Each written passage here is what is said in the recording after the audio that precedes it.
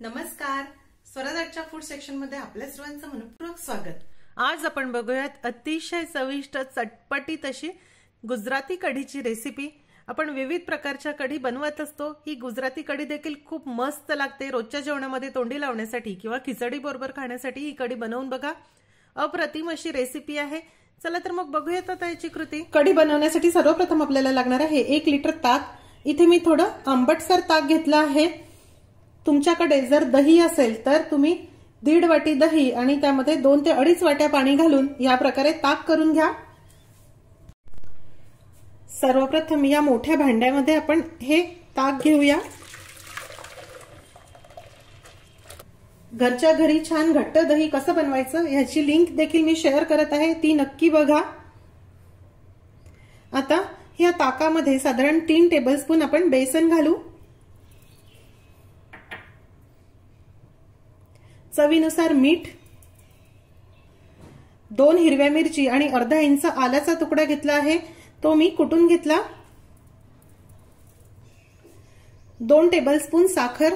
गुजराती कढी ही छान आंबट गोड चटकदार अशी असते। साखरेचं प्रमाण किंवा मिरचीचं प्रमाण तुम्ही तुमच्या आवश्यकतेनुसार कमी अधिक करू शकता। आता आपण हे छान मिक्स करून घेऊ।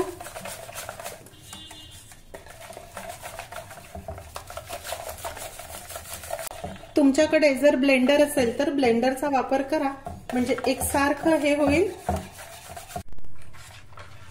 बघा हे छान मिक्स झालं आहे।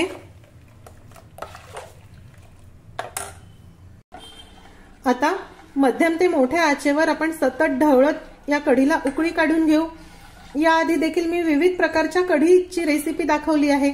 वराडी पद्धतीची आंबट कढी, त्यानंतर मडक्यातील चिपीची कढी, शेवग्याची कढी, अशा विविध प्रकारच्या कढी मी तुम्हाला दाखवल्या आहे। त्या सर्व कढींच्या लिंक मी तुम्हाला देत आहे। ही आंबट गोड अशी गुजराती कढी देखील बऱ्याच जणांना आवडते, त्यामुळे बऱ्याच सबस्क्रायबरच्या आग्रहास्तव आज अगदी परफेक्ट अशी गुजराती कढीची रेसिपी देखील दाखवत आहे। नक्की करून बघा। जोपर्यंत ह्या कढीला नीट उकळी येत नाही तोपर्यंत आपल्याला ती सतत ढवळायची असते, नाहीतर ती कढी फाटते आणि त्याचं टेक्स्चर नीट येत नाही।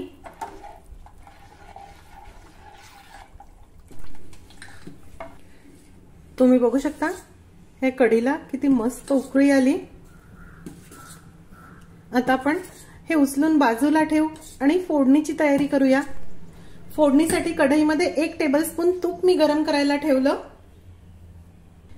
हे तूप आता आपल्याला अगदी चांगलं गरम होऊन द्यायचं आहे। कढीची फोडणी हा अतिशय महत्त्वाचा टप्पा आहे।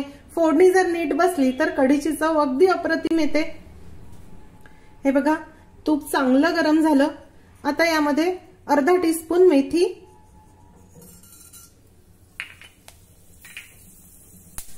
8 ते 9 काळी मिरी आणि 4 लवंग घालायचे आहे। 2 सुक्या लाल मिरची, थोडी मोहरी, थोडं जिरं घालूया, चिमूटभर हिंग, कढीपत्त्याची पानं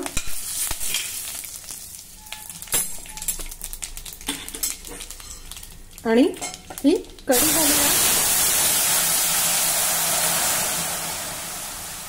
बघा अगदी अशी ठसकेबाज फोडणी याला बसायला हवी।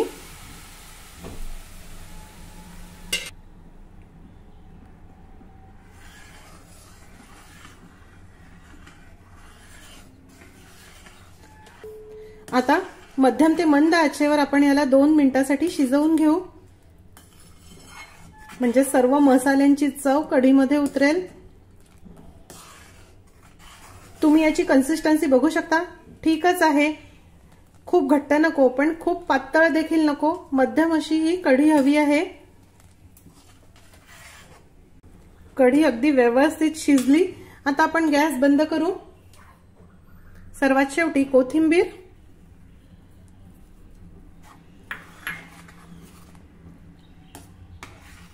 गरमागरम आंबट गोड चटकदार अशी गुजराती कढी तयार आहे। ही कढी तुम्ही खिचडी बरोबर किंवा फोडणीच्या भाताबरोबर रोजच्या जेवणामध्ये तोंडी लावण्यासाठी खाऊन बघा।